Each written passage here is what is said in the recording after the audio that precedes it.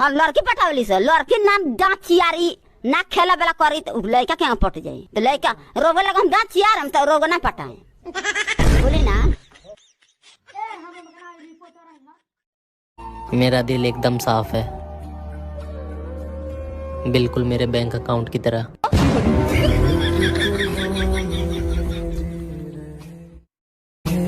जब तारा धोखे ही देवे के रहल तो झूठे नु 10 दिन खातिर प्यार कैलू हो।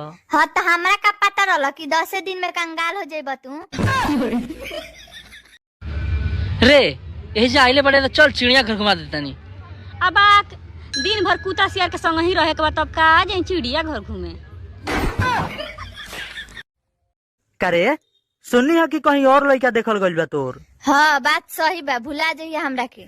तोरा के तो भुलाइए जाएम, बाकी जितना पैसा खर्चा भइल बा तोरा ऊपर चल सारा वापस कर। पैसा तो बा ना हमरा लगे, बाकी एगो आइडिया कहबे तो बता देम पैसा वापस के। हाँ ठीक बा, कोनो उपाय से हमार पैसा चाहिए। ठीक बा, जना से शादी होता नु ओकर घर 8-10 किलोमीटर दूर बा, ओकनी के बारात निकली नु तो जाके उड़ावल पैसा लूट ली।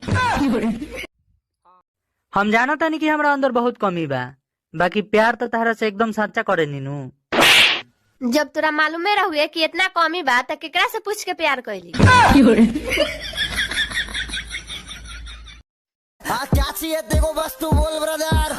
बीड़ी लो बीड़ी। हाँ बीड़ी बीड़ी दे तब बताओ मैं। हाँ लड़की पटावली से लड़की नाम दांत चियारी ना खेला बेला करी तो लड़का क्या पट जाये तो लड़का रोवे लगा हम दांत चियार हम तो रोग ना पटाए बोली ना। मौका मिलेगा तो हम बता देंगे। ला ला ला ला ला। तुम्हें कितना प्यार करते हैं सनम, दिल अपना चीर के हम तुम्हें दिखा देंगे। देखा है पहली बार। मुझे पता है तुम मेरे बारे में बुरा सोचती हो। बुरा? तुम्हारे बारे में सोचता कौन है? तारा के देख के लागेला कि भगवान तारा के हमरे खातिर बनैले बारे। अगर तोरा खातिर बनैले रहतन भगवान तो तोरो के हमरा जितना गोर जरूर बनैले रहतन, बुझाई। करे सुननी है कि कहीं और लड़का देखल गइल बा तोर। हाँ बात सही बा, भुला जाइए हमरा के। तोरा के तो भुलाइए जाएम, बाकी जितना पैसा खर्चा भइल बा तोरा ऊपर चल सारा वापस कर। पैसा तो बा ना हमरा लगे, बाकी एगो आइडिया कहबे तो बता देम पैसा वापस के।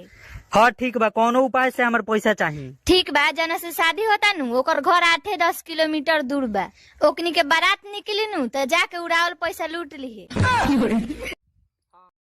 हम जाना तानी कि हमरा अंदर बहुत कमी बा, बाकी प्यार तो तारा से एकदम सच्चा करे नीनू। जब तोरा मालूमे रहुए कि इतना कमी बा तो केकरा से पूछ के प्यार कैली।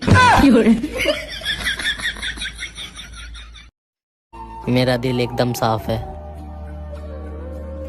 बिल्कुल मेरे बैंक अकाउंट की तरह।